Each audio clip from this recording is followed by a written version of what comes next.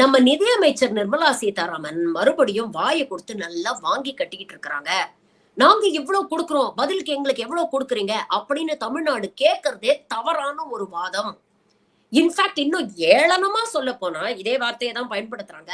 இன்னும் ஏளனமா சொல்ல போனா, தமிழ்நாட்டுடைய வருவாயில அதிகம் கான்ட்ரிபியூட் பண்றது சென்னையும் கோயம்புத்தூரும் தான். ஆனா இத கொண்டு போய் ஏன் அரியலூர்லயும் கோவில்பட்டியிலயும் செலவழிக்கிறீங்க அப்படின்னு சென்னை கோயம்புத்தூர் மக்கள் கேட்கணும். அப்படின்னு இந்த ஆரிய பார்ப்பனர்களுக்கு உரிய இந்த சிண்டு முடிச்சு விடுற வேலை இருக்கு பாத்தீங்களா, அதை இந்த அம்மா இங்க செய்ய முயற்சி பண்ணுது. இந்த குதர்க்கமா பேசுறது, ஏளனமா பேசுறது, இதெல்லாம் உயர் சாதி வகுப்புல பிறந்துட்டோம் அப்படிங்கிற மெதப்புல உங்களுக்கெல்லாம் வாய் வந்த கலை. ஆனா உங்களோட வாதத்து பிரகாரமே வந்தாலும் எங்க வீட்டுக்குள்ள எங்க குடும்ப அங்கத்தினருக்கு நாங்க எவ்வளவு செலவு பண்றோம் அப்படிங்கிறது இல்ல பிரச்சனை.